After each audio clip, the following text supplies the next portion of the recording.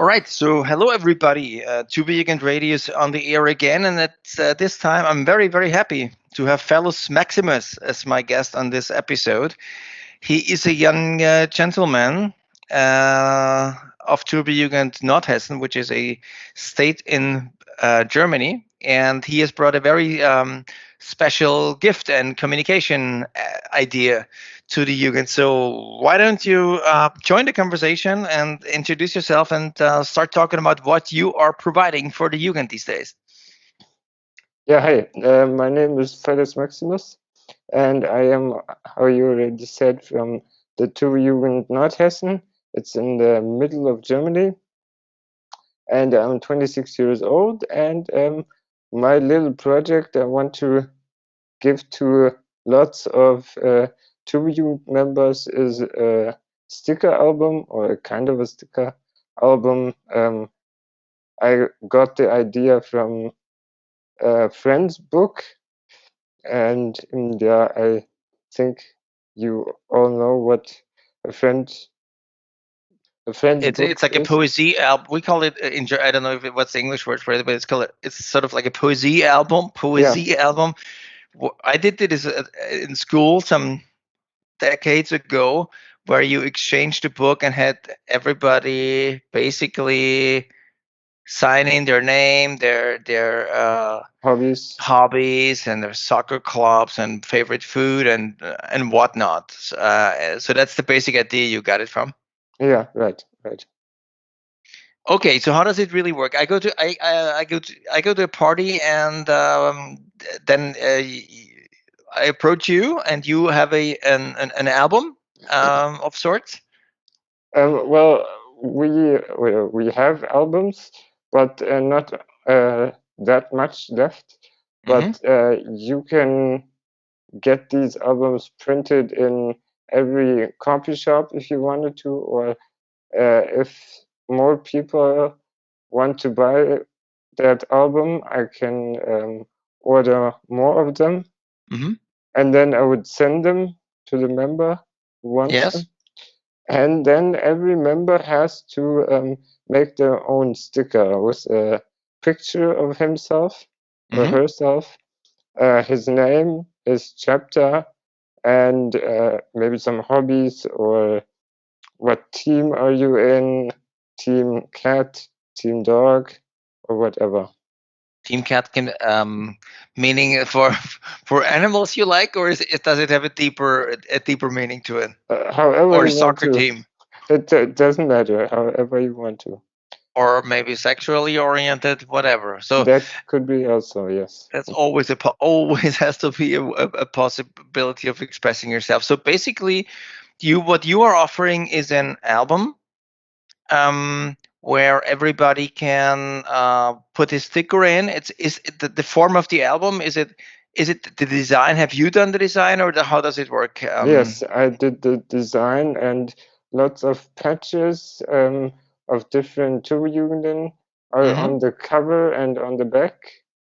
And Okay. then on each page, you can put four different stickers you Hmm. traded. And yeah, then when you are, or when you met a new person on a party or on a festival, Hmm. you take his sticker or her sticker and put them in the album. Okay. So if I wanted to join the whole trading idea or mayhem, how do I produce those stickers? Is there any limitations, or is there a certain structure I have to follow? Are there some sort of blueprints that I can download on the internet and make? How do I really get my own sticker? Yeah, you can uh, give me a message on Facebook, Hmm. and or in the Facebook groups.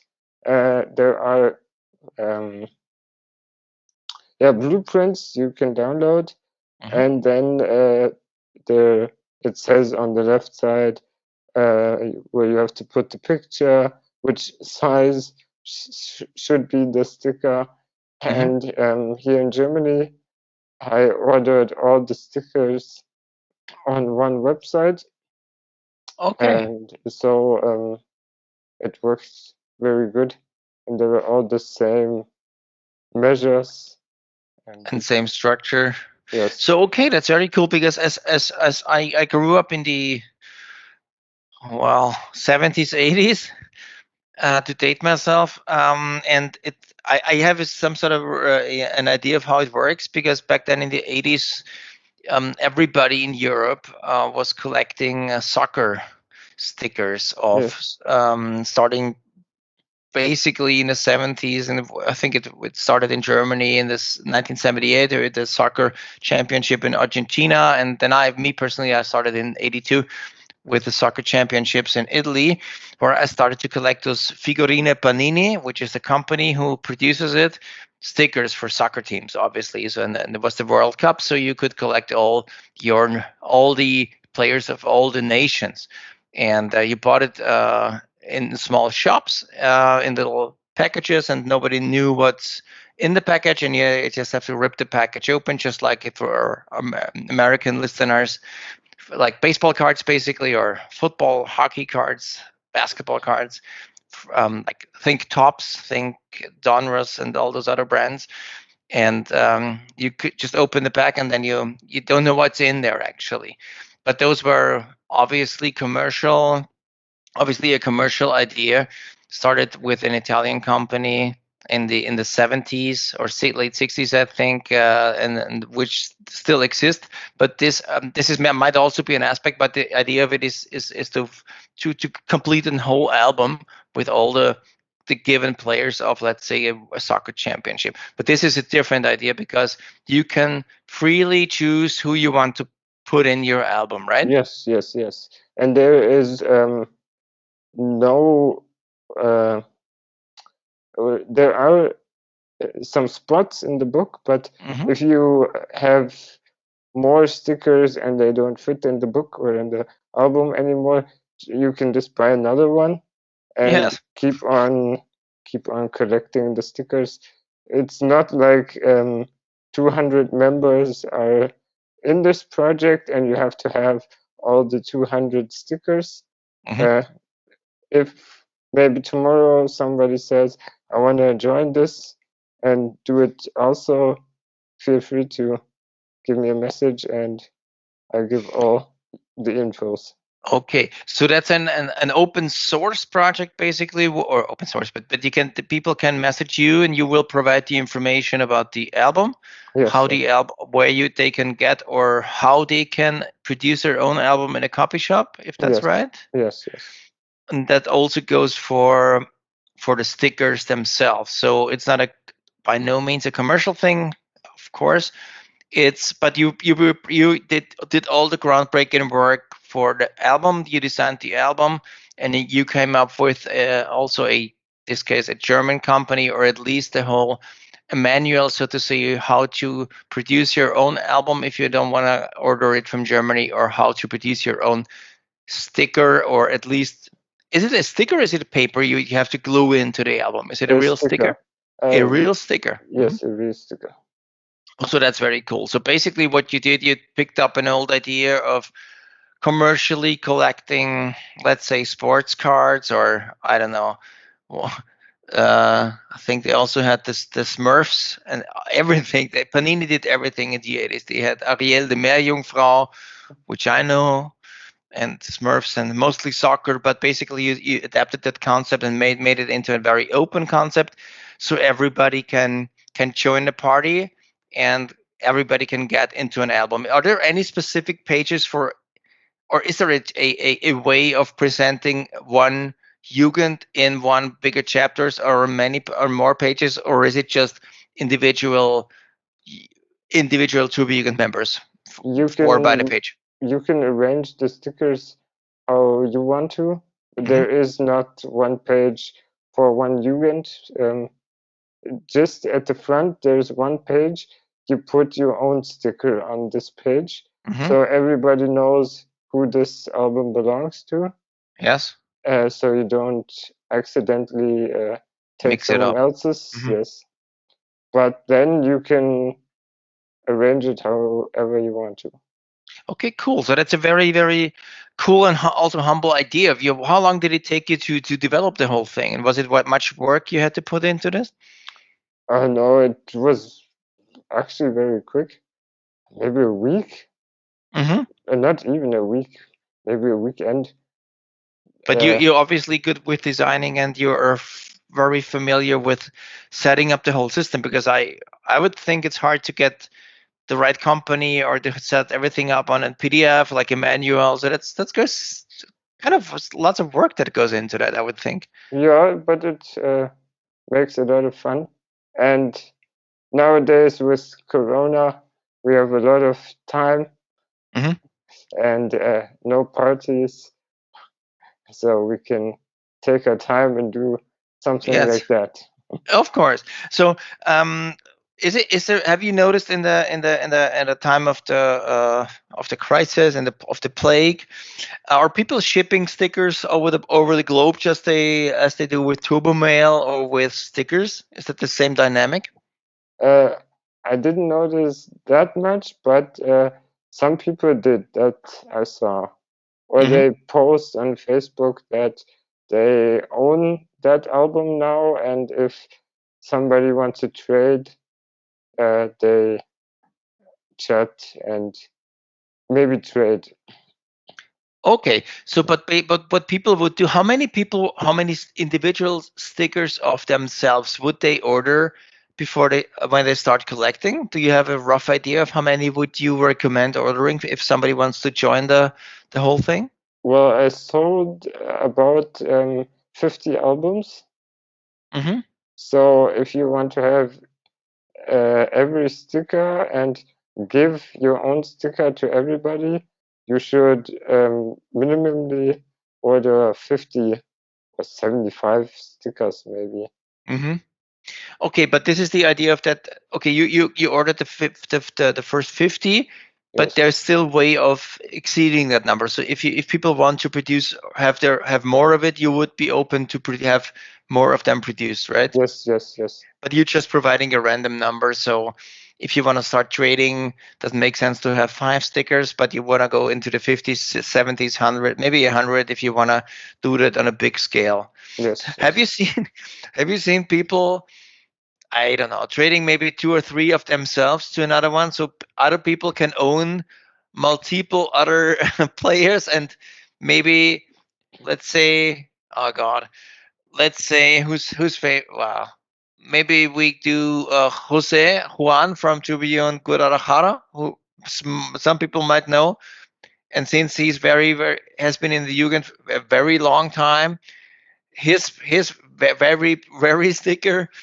is worth, let's say, 2 of mine, yours truly speaking, because have you seen that some of, or if there's a beautiful young gentleman and maybe even a lady, but I don't want to be harassing ladies here, but let's think of gentlemen, they cannot be harassed, of a real good looking young gentleman. Do you think exchanging a picture of a real good half naked young gentleman will get you more than one sticker? Have you seen Well, that? I haven't seen that, but I think there will probably be lots of drunk Tubi members Yes. who will trade more than one accidentally, or they didn't know who they gave the sticker to. But I've never seen that what you Not no explained. no val no no big value No. aspect of it, because back then, with going back to the soccer or baseball cards, obviously with a good player like Maradona, who passed away recently, you could always get at least 2 other players for him, because he was famous. And there we had also had shiny stickers, and you got, for Mm, a shiny one you got 5 and stuff like this. But maybe this dynamic will develop. So maybe. I think it's a really cool project. And maybe you wanna to finish up the conversation, tell the people again how they can reach you on maybe the Facebook or in any other way, and how they can get in contact with you. Yeah, sure. Well, my name on Facebook is Dennis with a double N, and then my last name is FA, Hmm. and they should uh, send me a message there, and then Yes. I will give all the infos. We'll also provide your name on the Turbojugend Radio Facebook page, so everybody can reach out to Phallus Maximus, aka Dennis Farr, right? Yes. So they can get a hold of you and ask you how to organize everything. And yes, I think you'll be happy to provide some help and get the whole Turbojugend collecting thing going. Because I personally always wanted to do it. Also years ago, I thought about contacting the Figurine Panini company and whatnot, but this is possible basically on a private basis, but it costs a shitload of money and it's not worth it. So Yeah. I really appreciate what you are doing for the Jugend, setting up the whole thing on a very affordable way, I would say. Yeah, But still, the album costs, or I don't want to lie, I need to look in my documents again, but I think 10 euros for the album, and then it depends how many stickers you want. Yes, how much would one sticker be? No, one sticker, you can't say that how much one sticker is. Well, I bought 50, and I think it was 16 euros. 60 or 16? No, 16. 16. Okay, 16. Okay, that's affordable. Yes. Yeah. So that's a very cool thing. So I thank you so much for giving the Turbojugend trade mayhem and the whole collecting thing, and you twist by sort of doing your own Figurine Panini version, or the Jugend's version of the Figurine Panini album / a poesie album with a sense. But it's only, just to finish it off, it's only the sticker, or is there also some space for writing hobbies and whatnot, or does everything have to be on the sticker itself? It should be all on the sticker, but at the very back of the album, there are, I think, 2 pages where you can put maybe an address of a new member, or some, I don't know, contact information and hobbies and whatnot. Okay, get it. But it should everything be, if possible, on the sticker. Okay, cool. So again, on behalf of the Turbojugend and of course Turbojugend Radio, thank you so much for taking your time to set up the whole thing, basically to talk to me on the podcast. Yeah, no problem. And everybody knows how to contact you. You will get a boatload of inquiries, I would think. And maybe the next time we'll meet, I'll have my own stickers ready, and the Bengals maybe, because we share everything, almost everything. And so we'll be getting it on. And I thank you again, Phallus Maximus of Turbojugend Nordhessen, to be on the podcast. Talk to you soon, and take good care of yourself. Yeah, you too. Thanks.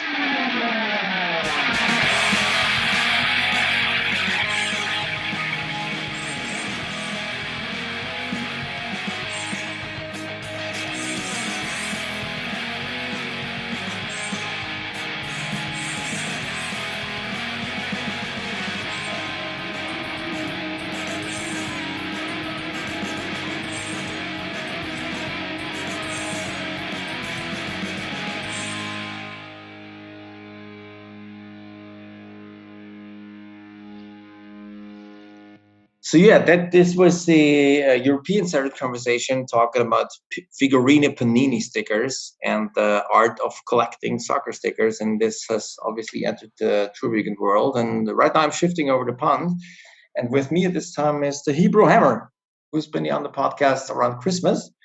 And you're based in Vegas, I understand, Julie? Yep, Las Hebrew Vegas. Hammer.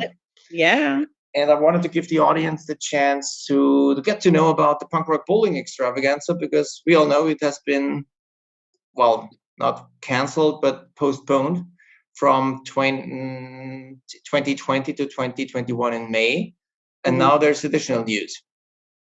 Yeah, so they postponed again until the end of September, the 24th through the 26th, due to the state of Nevada really not being ready to host large group events.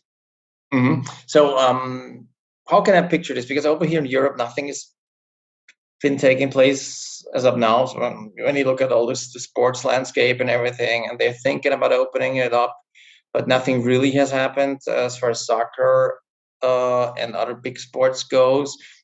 I'm a big baseball fan, and people know that. I see on television that they have pretty substantial crowds out there already. What do you think is going to be how the guys from Punk Rock Bowling going to handle that?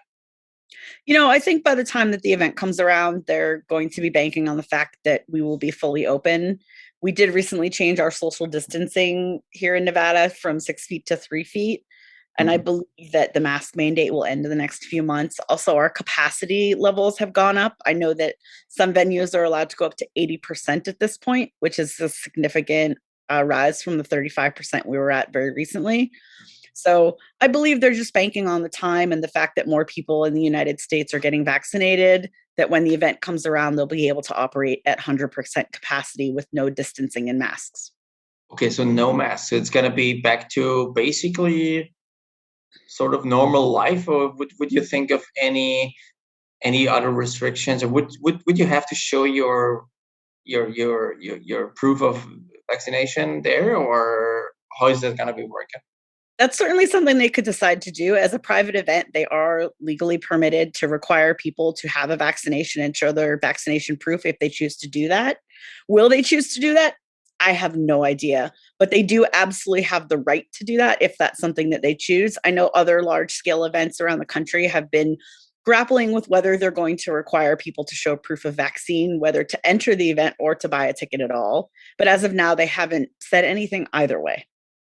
Okay, so everything is pretty much still up in the air, but you're positive about it. How is this going to be working? Have you heard anything about, because the podcast is obviously a worldwide thing, and I know that me myself, I still have a Punk Rock Bowling ticket, which I hope I can still trade in for a voucher for next year, because I cannot make it in September. I gotta talk to the people there, but what I'm thinking of, I had my first shot, and I will be getting my second one pretty soon.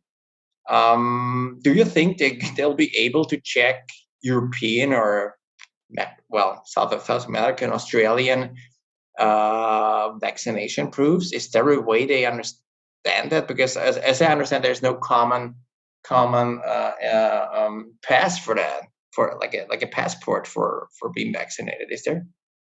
Not that I know of. I know that around the country, at least here in the United States, there's a lot of people and entities rushing to create a vaccination passport system. From my understanding, the goal ultimately is to have an electronic system where if you come up to the door of my venue, I can put in your first, last name, and your birth date, and it will just give me a yes or a no, and that's it. And that's all the information the system has, and that's all it can access, but you have to provide the name, birth date, etc., to get the information. But that's not something that exists yet. It's not something, I'm sure it will have plenty of legal challenges. And honestly, the little piece of paper they give us here in America that says we got our vaccination, I already know where you can buy them on the black market. So exactly, this is why I'm asking. I can only speak for Germany and Europe, and they are pretty. It seems like every country does their own thing, so it's gonna be maybe for the audience, for all those the Daft Punk tourists or Punk Rock Bowling tourists, they better make sure the whole official registration system or showing that. I mean, you live in Vegas. It's going to be easy for you because you're like right there. But people who have to travel, they have to make sure that their vaccination proof is going to be accepted. So that's going to be a big story. But how about the bands? Because is it the same lineup they were planning in 2020, or has it changed drastically? I don't think it's changed drastically. Obviously, traveling bands in from Europe and other places is going to be likely impossible. So I believe that they've planned the lineup with that in mind, that, this is kind of a year for the American bands. They've done a little bit of shuffling around, but like I said, with the paperwork, the time, the investment, and the visas that are, involved with having international musicians come to play in the United States, it's probably just prohibitive for them to put in that much effort to access those bands for this year. So it's definitely going to be a little different, but I think it's going to be a really awesome experience.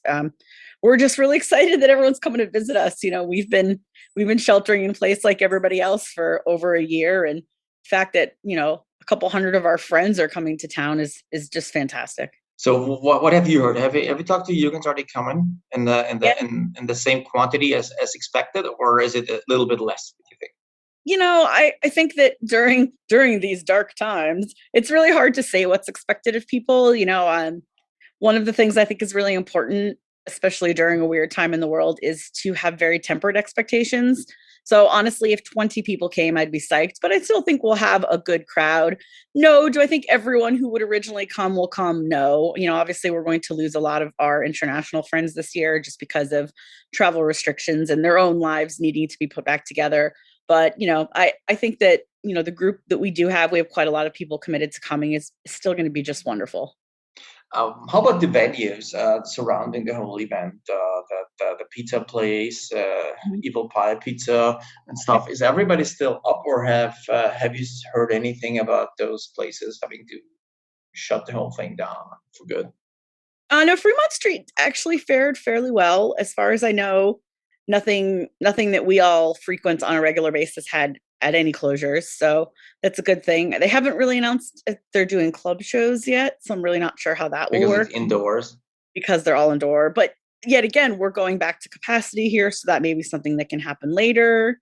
So those are kind of wait and see things. But no, downtown actually did okay during the pandemic. So all the casinos, they never closed, right? They had restrictions, but they never really closed down.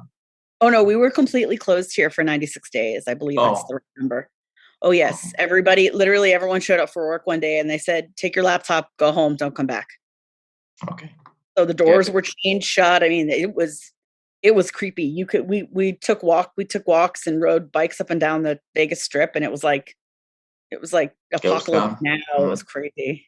I can imagine that, but seems like things are going back to normal. How about other events in Vegas or in the US in general for the Jugend? Have you been up to date? Are Jugend's also putting up parties? Is like life slowly getting back to an idea of normality?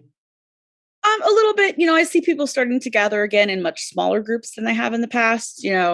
Vaccinations weren't available to everyone in the United States until about 2 weeks ago. Mm-hmm. So if you hadn't gotten in at the beginning of the vaccination, you still aren't fully vaccinated because you need to wait a full 2 weeks after your second shot to be fully, antibodied or whatever it is. Mm-hmm. So I know that there's a lot of people that are still in process of becoming fully vaccinated and, just trying to do the responsible thing and not breathe on other people until they get all of their, fancy 5G chips. So definitely people are getting together in small groups again. And, I think as the restrictions are lifted and more people get their full vaccinations, that people will start to get together more often.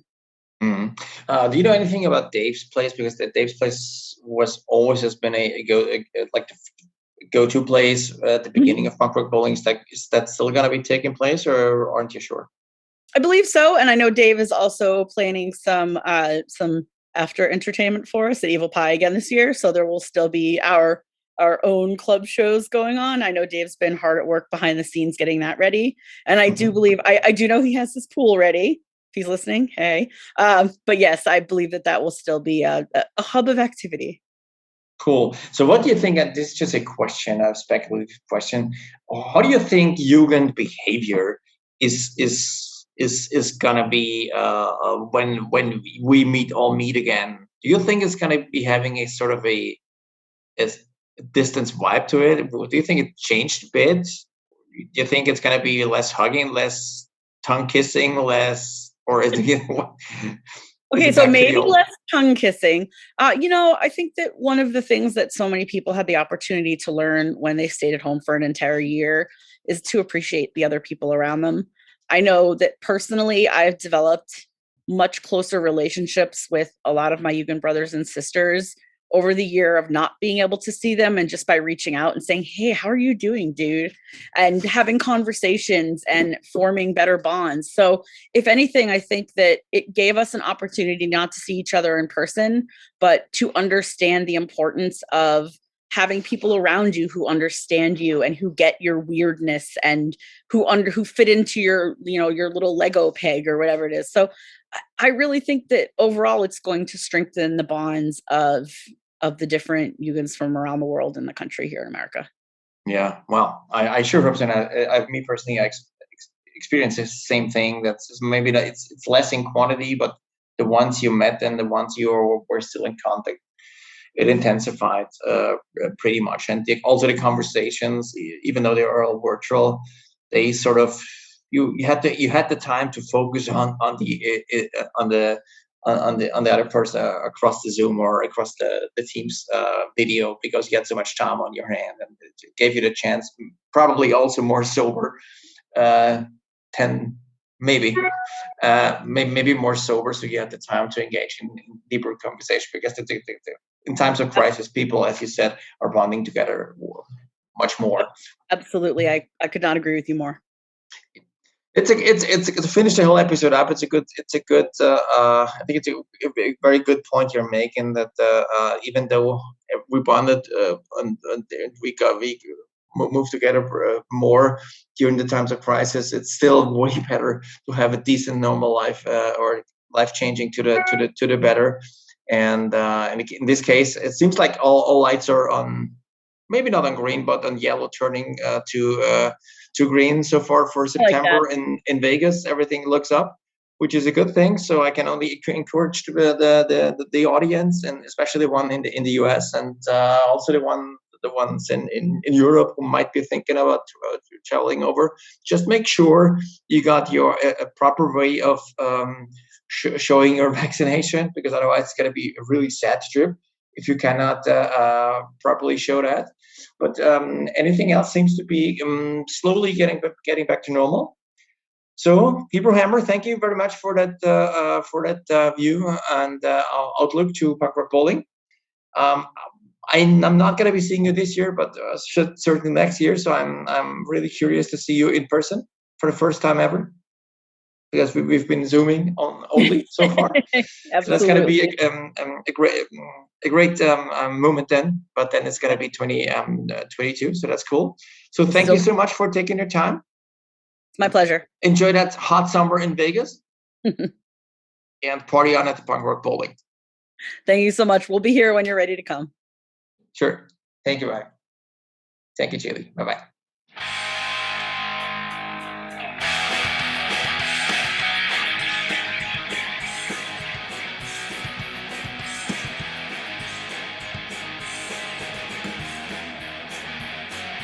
Cream Puff, presented by... So once again, a cream puff concludes this episode of Turbojugend Radio, and I have to say, even with progressing age, there are still and always new bands that pop up into my personal music universe, and even more interestingly,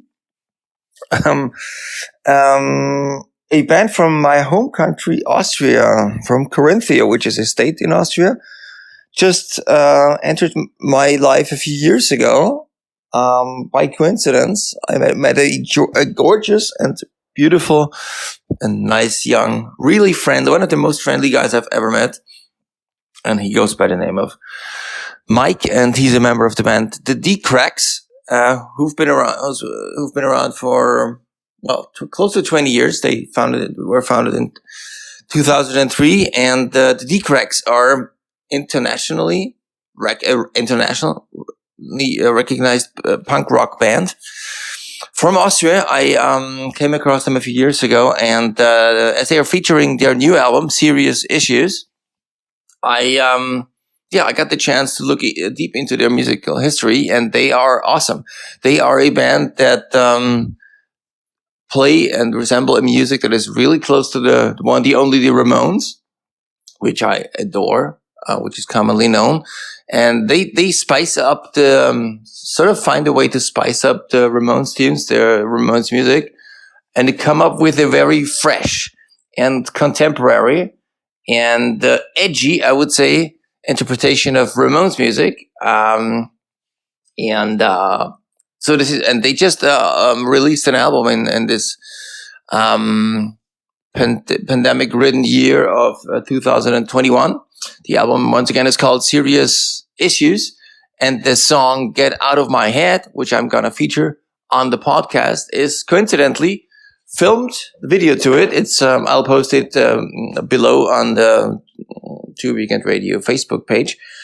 The video to this music is filmed in my very own apartment in Vienna, so that makes me very happy. And I'm proud to shove this piece of music up your ass. The song is called Get Out of My Head on the brand new album Serious Issues by the one, the only, the Austrian band, the D-Cracks. Enjoy.